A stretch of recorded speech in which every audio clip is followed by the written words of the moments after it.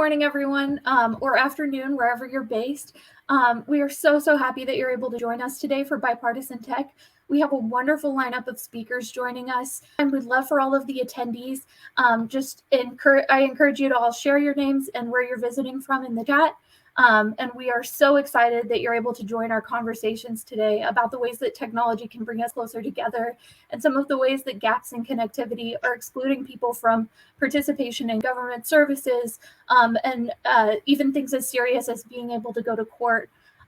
So some of you might be wondering why we're centering access to justice in a conversation that's about the digital divide, but I hope you're all looking forward to hearing the answer to that question today. A little over a year ago, NCC began working with the Samuelson Law, Technology, and Public Policy Clinic at the University of California, Berkeley.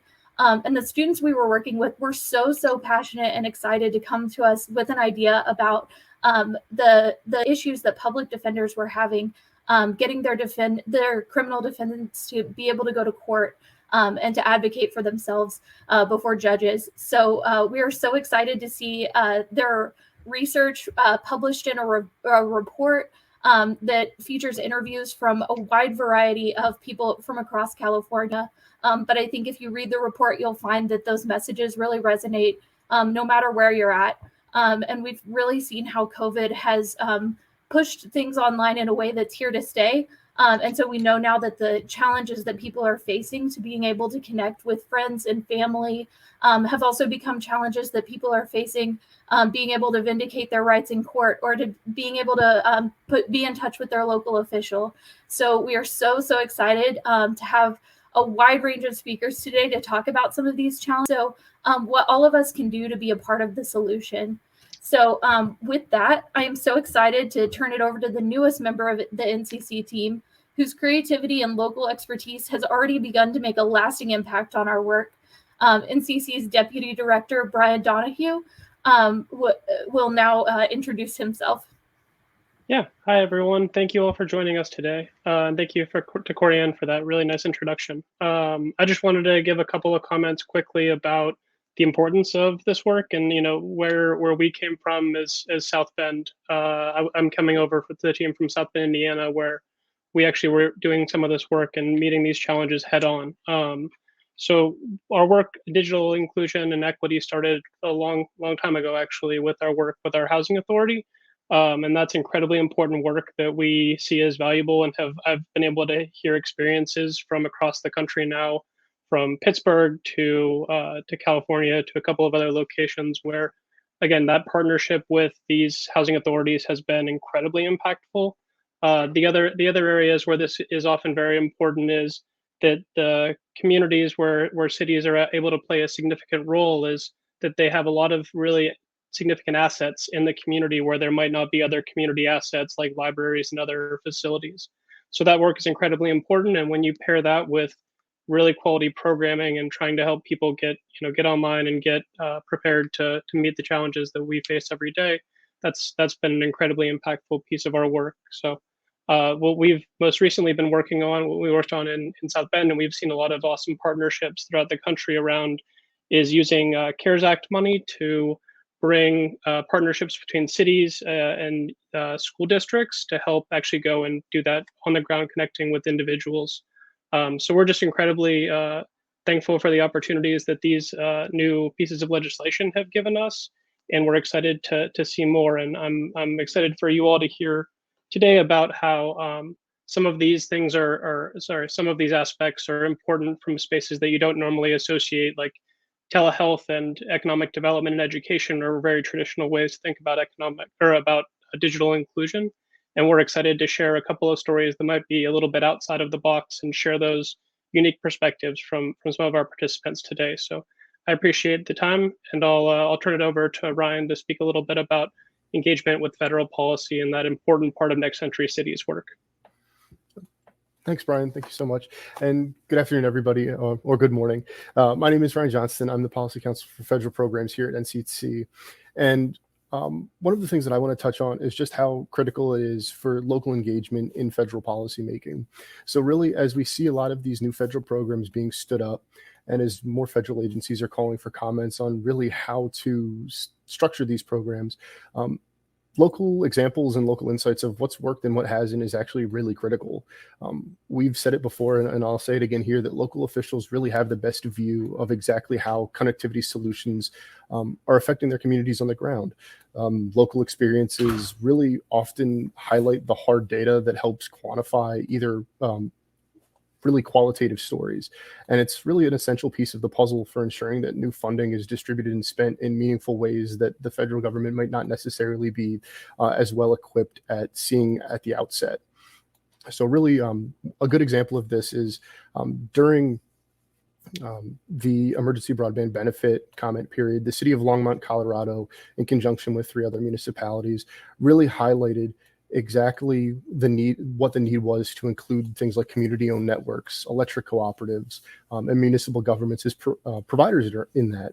And without that local input, federal policymakers might have missed that critical piece of information about what those communities may have needed. Also, when we look at places like San Jose, California, they shared concerns on certain administrative burdens that municipalities were facing when participating in the Emergency Connectivity Fund. So San Jose's comments made the commission aware of potential pitfalls that were inherent in the ECF and really allowed them to write rules that made it easier for those municipalities to participate. Without these really essential data points, kind of providers and others are often able to control the discussion about how connectivity challenges are addressed. And it's imperative that we kind of continue to challenge the rhetoric that's often used that declares everything is fine, the digital divide is closing. And really that starts by increasing local participation in federal policymaking wherever we can. And so with that, it is my absolute pleasure to turn it over to our Executive Director, Francella Ochillo. Hi, everybody. Welcome to Bipartisan Tech. This is an opportunity for us to elevate the best and brightest in local leadership across the country. In moments like these, we get a chance to reflect on all of the progress that we've made since the last time that we met. In the last year alone, federal investments have changed the realm of possibilities for the communities that we serve. Local and state leaders are being embraced as thought partners in federal broadband policy strategies, some for the very first time. And at Next Century Cities, we continue to expand our footprint. We empower local and state leadership to advocate for themselves while generating the research and analysis that make broadband policy more effective. We could not do the work that we do without the support of our organizational funders, including the Ford Foundation, Independence Media Foundation, Media Democracy Fund, Open Society Foundation, the Robert Deutsch Foundation, and others. That type of support ensures that we can provide a dues-free membership for member municipalities throughout our network. Our conference today, specifically our conference sponsors, Google and Google Fiber, we can't thank you enough for your generosity and supporting our thought leadership. Your sponsorship gives us the room to test new thinking and develop proactive ways to improve broadband outcomes for the least among us. And to our live stream partners at ISOC DC, thank you for eliminating barriers for advocates around the world to be a part of today's event. Next, I want to make sure that I do a special shout out to my Next Century Cities team because I am so proud of what we've accomplished thus far. You are always willing to climb mountains, but I think I'm most impressed with your humanity. I'm constantly in awe because that is the best part of our organization. Specifically to Brittany Ray and Corian, who co-chaired today's production and thought through every single detail of your experience. You deserve every ounce of praise that has been trickling into my inbox this week. You are the best at what you do. We are so thankful to have Brian as a new member of the team and Ryan as a perennial part of our team. Thank you so much for all of the work that all of you have put into today's work.